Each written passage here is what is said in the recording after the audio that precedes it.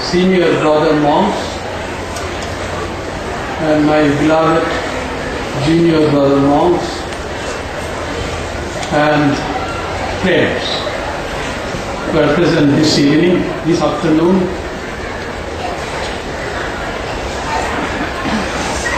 I feel honored to be able to speak on Swamiji,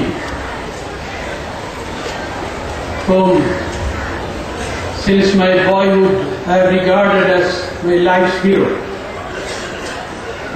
As many other young men like me in those days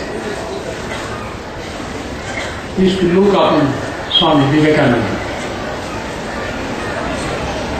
India hadn't yet become free, and we all were prepared to give our lives to see our motherland free from foreign occupation.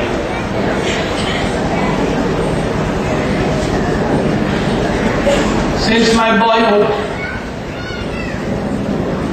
I always used to think that there is no one as handsome as Swami Vivekananda was, no one as scholarly, as saintly, and as youthful.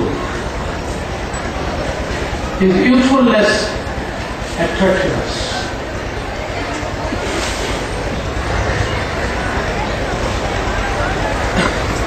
But this afternoon, I am not here to express my personal sentiments that I have in regard to Swami Vivekananda. I thought that I would speak on something else which is meaningful to me. It has been already announced that I have been sent by our order to work in the United States. I've been there for 34 years, quite a long time. Even though I've been there, my heart is here.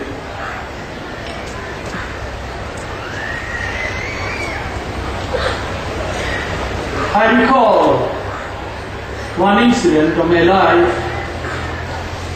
Nearly 30 years ago, I was invited by the Vishwabharati University in Shantiniketan to give a talk.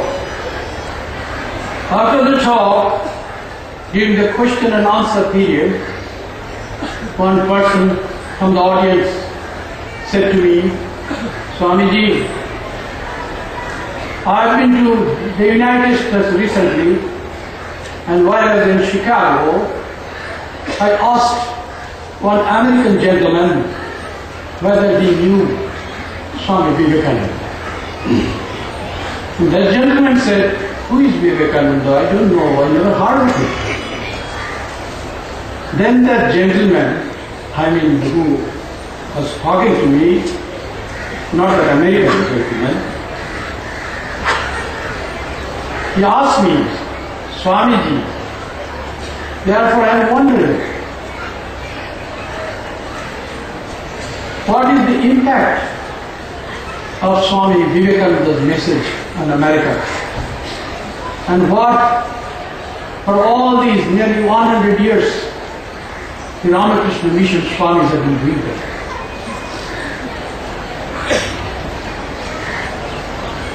I didn't give him any answer there because time was short. But I take this opportunity to give answer to that question. What have we been doing in America? Judging by the signs and symptoms, we have not been doing anything spectacular. Those who are young, they are optimistic. And those who are old, they are usually pessimistic. But optimism always brings disappointments. Pessimism is even worse. That robs a person of his or her initiative. What is needed is realism. We have to look at the world as it is, judge the world as it is, and then draw our conclusions. As little as I understood Swami Vivekananda, he wanted us to be practical Vedantists. Vedanta in theory is wonderful. There cannot be anything loftier than those truths. But when you look at this world, when you think of how those truths can be brought into action in this world of ours, then we are confronted with many, many problems, practical problems, and we have to learn how to solve them. More effectively we can do that, and the faster we can do that, proves that we are practical.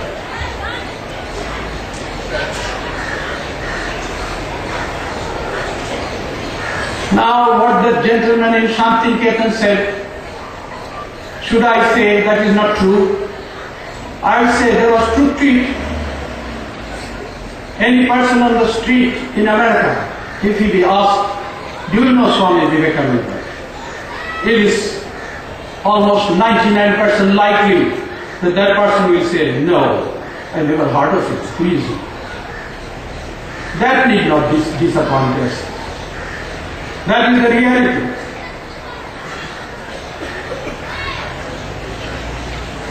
America, like many other countries, is fond of sensationalism.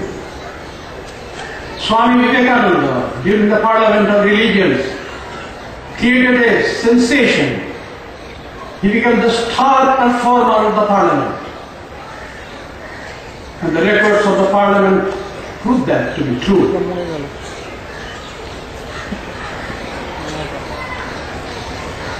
He had created a sensation by his wonderful oratory and saintly presence.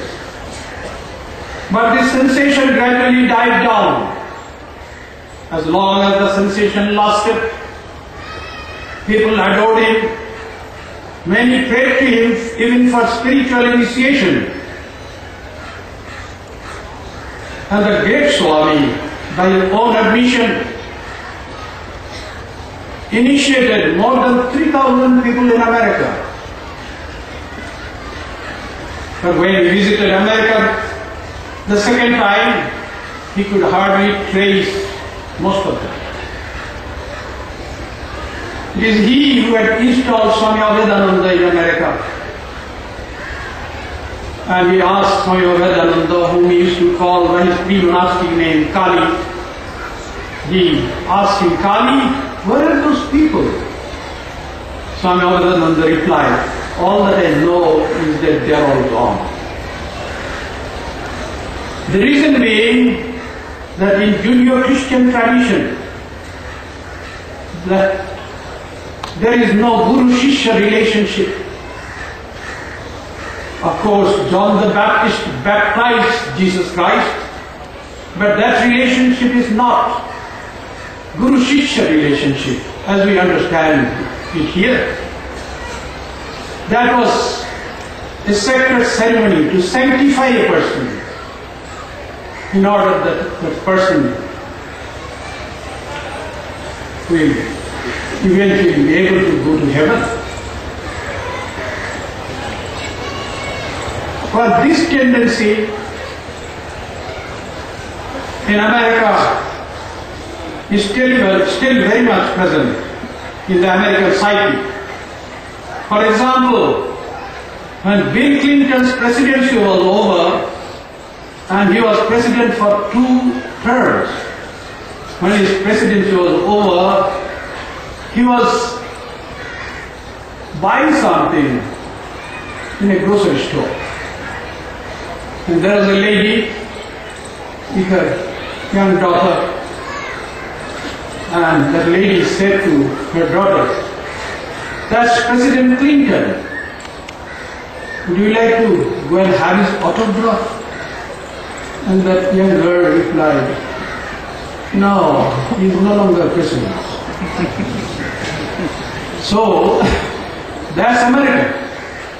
That is the reality. Let us not be too optimistic.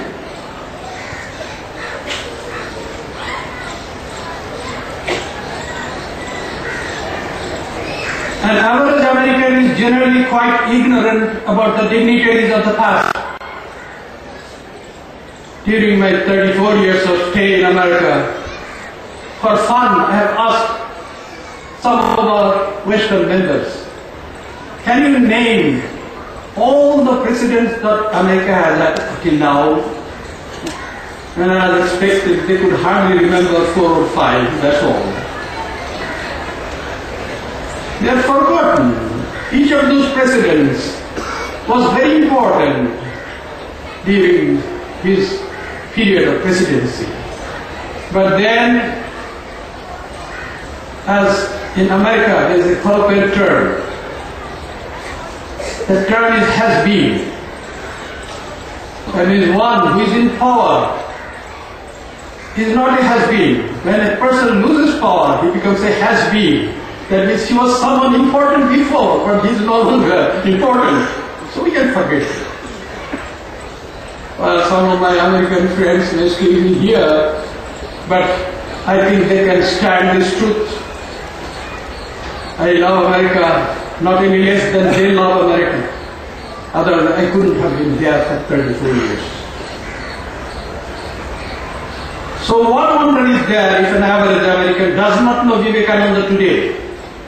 He's just Swami Vivekananda is just another dignitary who visited America more than 100 years ago. But those who study the history of religion, those scholars know about Vivekananda and don't know about Swami Vivekananda's contribution. But the average people, they are not expected to know. Aside from that, according to statistics which I collected,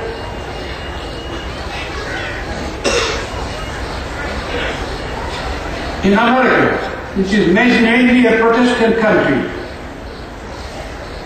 there are 225 million Christians and there are 39 million non-religious and secular people.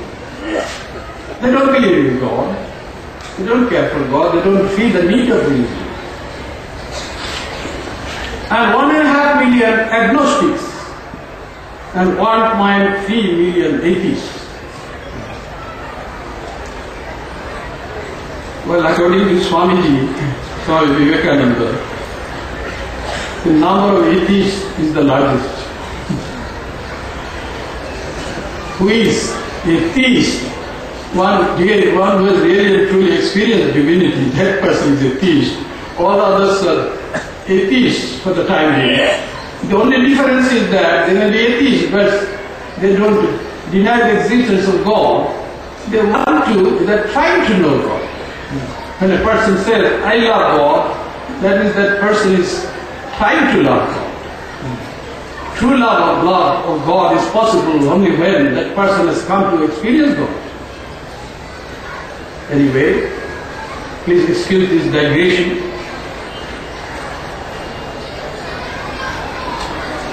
So, what I have told you so far, hearing that, should you suppose that Swami Vivekananda's visit and message have had no impact on America?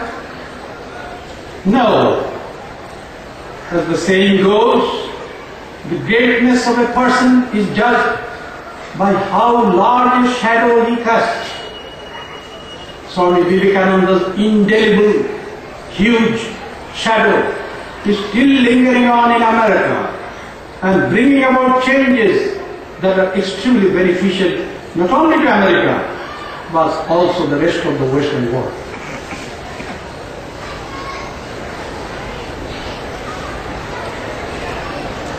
For example, let me read out to you the last few lines of Swami Vivekananda's talk that he gave on the concluding day of the Parliament of Religions. And that happened more than 100 years ago. And what did Swami Vivekananda say? I shall quote his words. He said, that day he gave a very short speech. But the last paragraph of his speech contains these words. If the Parliament of Religions has shown anything to the world, it is this. It has proved to the world that holiness, purity and charity are not the exclusive possessions of any church in the world, and that every system has produced men and women of the most exalted character. In the face of this evidence, if anybody dreams of the exclusive survival of his own religion and the destruction of the others, I pity him from the bottom of my heart and point out to him that upon the banner of every religion will soon be written, in spite of resistance, health and not fight, assimilation and not destruction, harmony and peace and not dissension.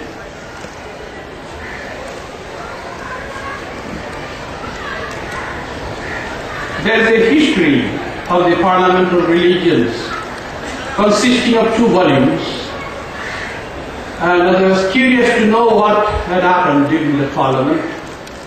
I took care to go through those 2 volumes, and I noticed something very interesting. After this wonderful last oration of Swami Vivekananda at the Parliament, and this oration, according to me, is one of the best orations that he has ever given during the Parliament. The editor wrote a brief comment. The comment of the editor of the history of the Parliament on Swami Vivekananda's last talk was not at all flattering. He wrote, Swami Vivekananda was always heard with interest by the Parliament, but very little approval was shown to some of the sentiments expressed in his closing address. As Swami Vivekananda said, the talk of harmony of religion, the necessity for it. It shows that the idea of the harmony of religions and interfaith understanding was not yet born in America at that time. But today, several hundred interfaith groups are there in America, and interfaith dialogues are more common today all over America than anywhere else.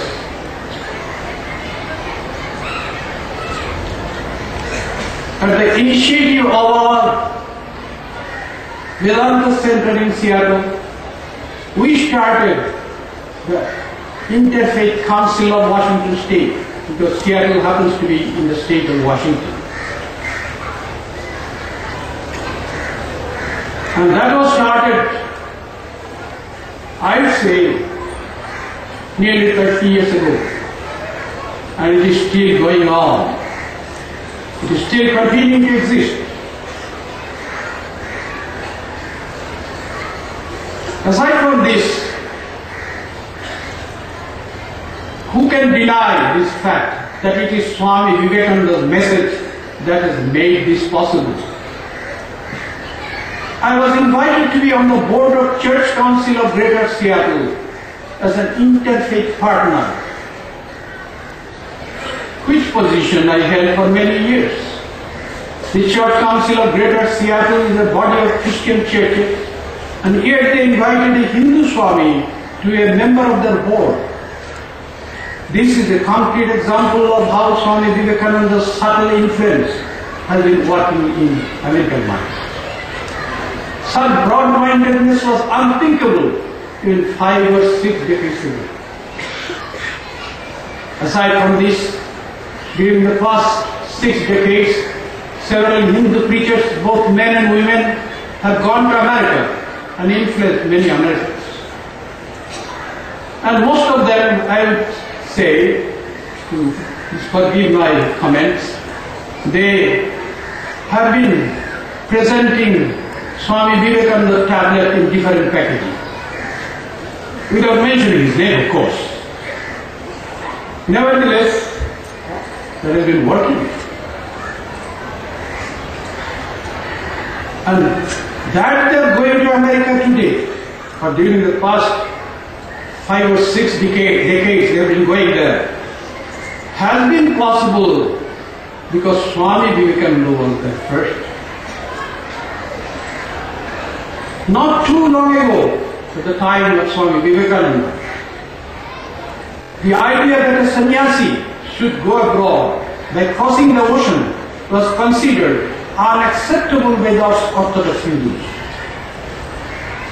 The Hindus were not expected to go overseas because then thereby they would lose their caste. Sannyasis are of course outcasts, so that problem doesn't arise in their case. But that was the thinking in those days. And even Swami Vivekananda was adversely criticized by some Orthodox Hindus because he had gone to America. He was staying on in America for a little while.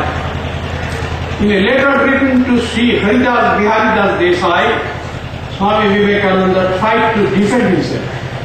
I would like to quote the relevant portions of that letter for your information.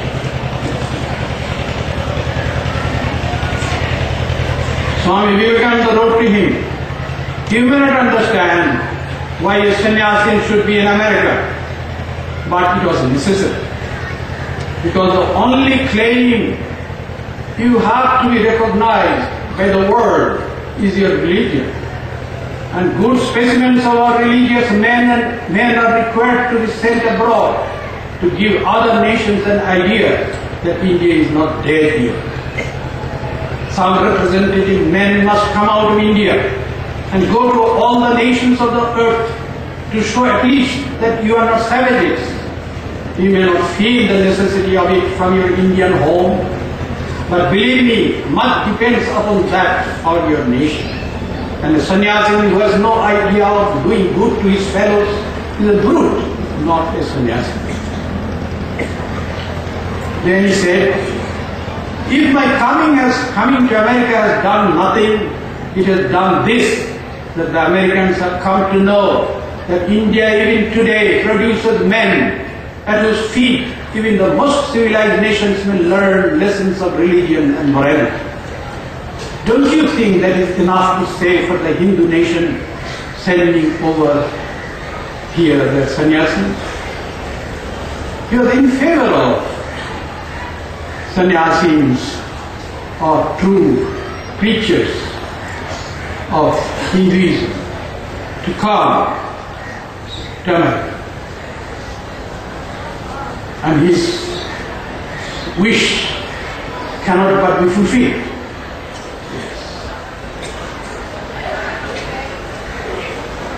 Now we may ask, well, we have heard all these things, these words are inspirational, but what is the contribution of the monks of the Ramakrishna mission who have been working in America for all these years, who have been there after Swami Vivekananda? Well, again I have to torture you with some statistics.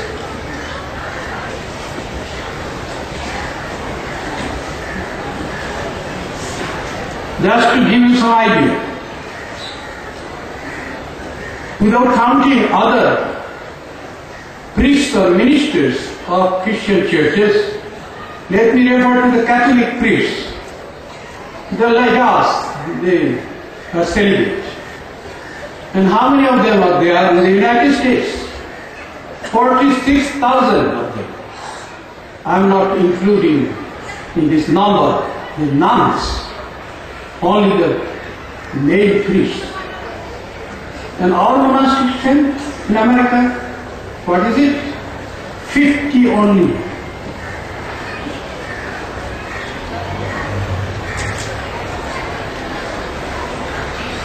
So, what should be expected? You may say, well, 50, what have they been doing?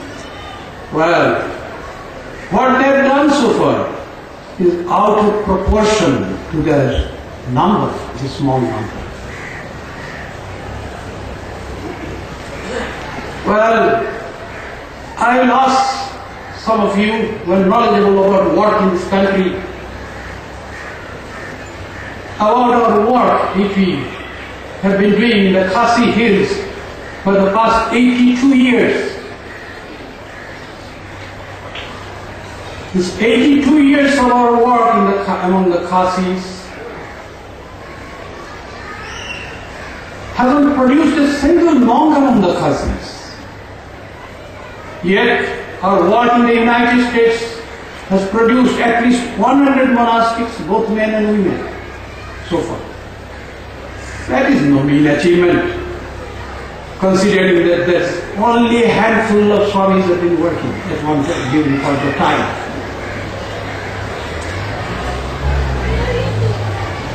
I am talking to you about reality. I don't want to give you an optimistic message. When our order will be able to send many more Swamis to America, and things will change, and that is bound to change. Because why are we there in America? Because Swami Vivekananda was there. That's why we are there.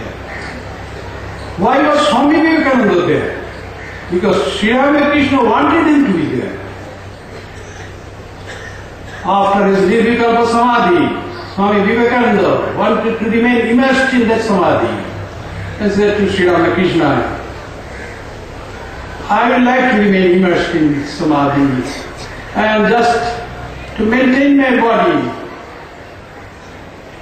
become aware of this world for a short while, and to sustain my body and have food and drink, and then again I want to be immersed in some Nirvikalpa Samadhi. Hearing that, what did Sri Ramakrishna say? You all know that. My brother knows fully aware of it, but others may not know. He said, how are you so low-minded? I used to think that you will be like a huge tree, a banyan tree, and many travel-wearing travelers will come and take shelter under your shade. But you are thinking of your own Samadhi. No. The door to Samadhi will now be locked. I am changing the words a little bit. It will be locked and the key will be with me. You will have to do the Divine Mother's work.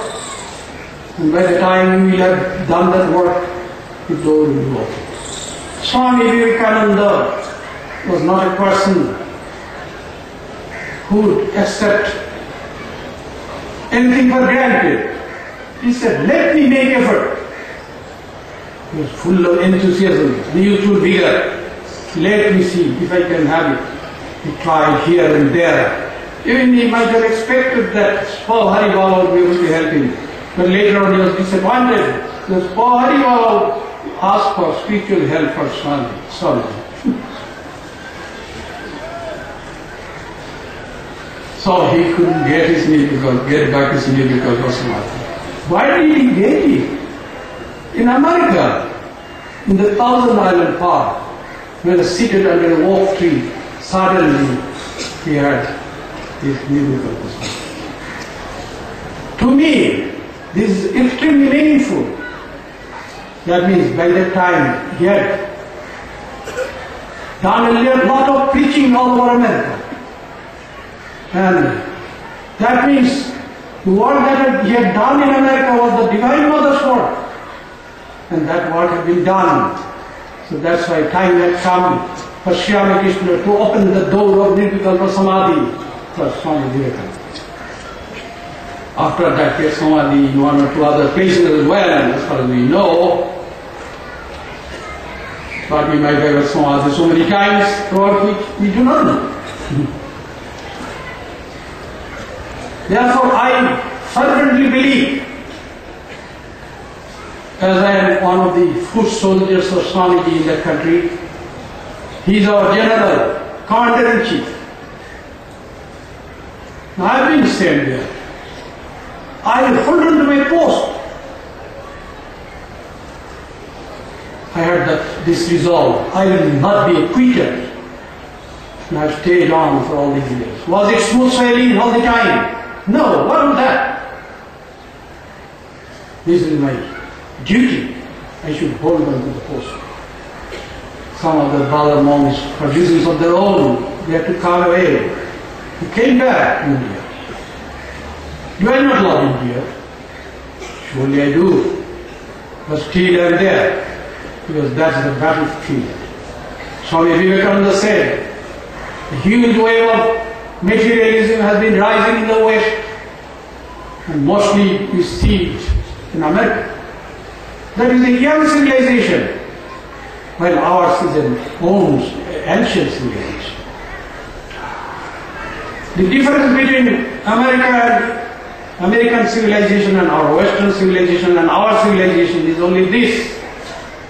That civilization is young and ours is ancient civilization.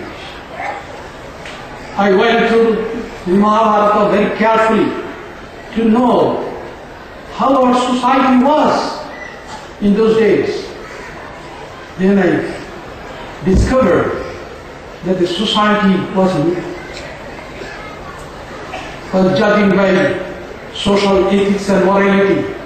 The society in India was in ancient times was much worse than even what it is in America. Western civilization was born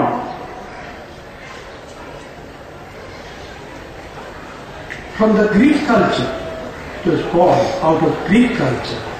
And the Greeks were savages. In 1500 BC, they went and destroyed a fairly highly developed Asian civilization. And then they eventually started the war. It took many years. And Western civilization is Greek civilization. Very young. If you read Manu Samhita, then you will read about 8 types of marriage. Poishakya marriage. That can be even considered marriage by us today. We practice Brahma marriage today, mainly the best form of marriage among all the 8. So, I'm hopeful about America. It will grow. It has one advantage. It has youthful vigor. As our culture was, civilization was when it was young. Look at those divine incarnations. They came for the people of those times. Earlier divine incarnations. They are all warriors. Great warriors, invincible warriors. The king in those days, I would say, that was not Satya Yuga. I don't believe in this Satya Yuga and all these things. Primitive thinking was still lingering on. And that's why people used to see only 2 colors, black and white, when they would judge things. Who is black? When Sri Ramachandra came, the black was Ravana and the white was Sri Rama. The white called the black. The story ends there. Yes, that pleased the people around. He set an example. But after in Krishna, he started killing from his early infancy. Then he stopped after a while. And then comes Buddha. At that time, the people had evolved, and there was no more killing. Even Buddha wanted to offer his own life to save an animal which was being taken to be sacrificed at the altar of God. Such was Buddha. He is a divine person, the same divinity in so many different forms. But God behaves according to the need of the people. After him, Jesus Christ. Then Sri Chaitanya. Then Sri Ramakrishna. No more killing. Only love. Only love, only compassion. That's what we see. Is the world becoming better or worse? I'm 100% convinced that the world has been becoming better. The other day I gave a talk in Seattle, in our center, on that topic, and I tried to prove it point by point why the world is becoming better. Has it become perfect yet? No, it is not perfect, but still it is not worse. There is so much fellow feeling nowadays. If in one country there is a calamity, other nations send help. Even when King Yudhishthira was there, it was the tradition for the newly coronated king to go out on a conquest. They have to defeat all other kings and then subdue them. I have not found anywhere in those books that when there will be a famine or something or some natural calamity, surely that such calamity happened. Then one king will be offering help to the other king. No. But nowadays the world has changed. Somebody is suffering in some corner of the world, and people of another corner, they are helping. Yudhishthira was asked by Yaksha, who is happy? And he gave several indications, and one of them was, one who doesn't live in a foreign country is sukhi, is happy. But thousands or more than a million Hindus, they are in America now. If you ask them, are you unhappy? No, they are all happy. I know many of them. So, has the world not become better? Yes. The world has been becoming better due to the contribution of great souls like Swami Vivekananda. Is his message, his oration, is that all that he gave? No. Life speaks more eloquently than the lips. It was his life which was behind his words. That's why those words inspired us to join this holy order when we were young. Words of power. So, these words have not died down. It is still working in a certain way. The time will come when the world will accept. And who was Swamiji? He was the spokesperson of Sri Ramakrishna. He didn't say anything which Sri Ramakrishna had not said, but he could say that in words which could be understood by the people of his time. He was 100 years ahead of his time in everything. His language and whatever, his presentation. The circumlocucious sentences which speakers would use in those days, he didn't do any of that. Beautiful, modern language he used.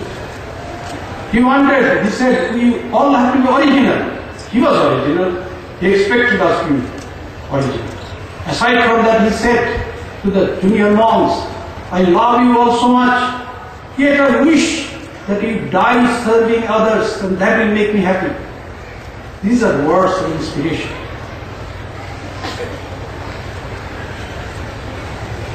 When will America be ready to accept the message of Sri Ramakrishna? Today, tomorrow, no. By realistic assessment, it will take, I think, it is a guess of mine, it will take at least 600 years. During that period, we have to keep the flame alive. Several generations of monks will go and live their lives happily on the American soil. Because what is America a foreign country to us? We are sannyasis. We belong to the world. The entire humankind is our family. So wherever we are with the members of our family. So that if I may say so, India today as a whole is not ready for Sri Ramakrishna's message. It will take, my guess, of course, I am not prophetic like Swami Vivekananda or anything, that it, at least 200 or 300 more years India will be. More and more acceptance we are noticing, but still the entire India hasn't, I wouldn't say, has accepted Swami Krishna's message. Even there are many who don't even accept Sri Ramakrishna as a divine incarnation, as one of the divinities. Revered Swami Vivekananda, when he visited Seattle, he told me one very funny incident. That is, in one of our ashramas, if I remember correctly, I think in Madhya Pradesh center that we have, and there was a new temple there, and a marble statue of Sri Ramakrishna had been installed there, and someone important, a religious person, entered there, and he saw this marble image of Sri Ramakrishna there, and he said, "What have you done? You have put the priest of the Divine Mother Kali's temple in the position of divinity." Am I correct, Ramanandaji? Yes. That is very interesting. When more and more people will be able to recognize him as the divinity itself in human form, then he expected that the image should have been of Mother Kali. But Mother Kali was in the heart of Sri Ramakrishna. So that's how it is. So let us be realistic. Hard work is ahead of us. And in America, what do we do? Well, it is a fact that contrary to the expectation of many, there are no dollar trees in America. That if we shake them, dollars will drop down, not so. And for example, in our Seattle Center, to which I have been attached for more than 34 years, as I have said many times, we ourselves have to do all kinds of work, such as cooking, cleaning, gardening, cleaning the bathrooms, preparing the bedrooms for guests who come and stay, and minor electrical and plumbing work, repair and painting our buildings, cleaning the and yard work, repairing, and so on and so forth. Not only that, we have built our temple. 80% of the temple that we have built on our retreat property, that temple can accommodate about 250 people, and that has been 80% of that temple has been built by our own hand. The monks and the members, they have built it. Well, I think that is a great thing. And other cottages built by us, because I told them, the Buddhist monks who painted all those wonderful paintings on the walls of those caves in Ajanta, most probably they had to dig out some of those caves. So, we don't have money. What is that? Yes, we will create miniature art in our retreat property. And those who have gone there, they will see that Sri Ramakrishna's grace, we have about 21 acres of fallow land actually, but we have built a lake there and several cottages. Compared to all those massive buildings here in India, they are nothing, but still they are objects of pride of the members of our center. Because with their own hands they have built most of it. And so this is the kind of we work. In our ashrama in Seattle, we don't have a single paid employee because we can't afford it. Everything is done by volunteers, both monastic and lay. This is a realistic picture of our work in America.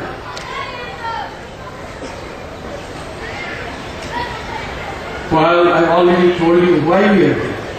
Because Swamiji was there, that's why we are there.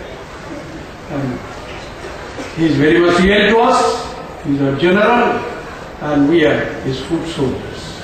And we will be glad to die fighting with that wave of materialism. And Swami Vivekananda has said that the wave of materialism has been rising in the West, but the counter wave of spirituality has risen in the East in Sri Ramakrishna. So what little you have understood of Sri Ramakrishna, what little you have imbibed of Sri Ramakrishna, to that extent we will be able to counteract that wave, no matter how in small measure. That's we are there for. It is worthwhile fighting there and dying there. Thank you.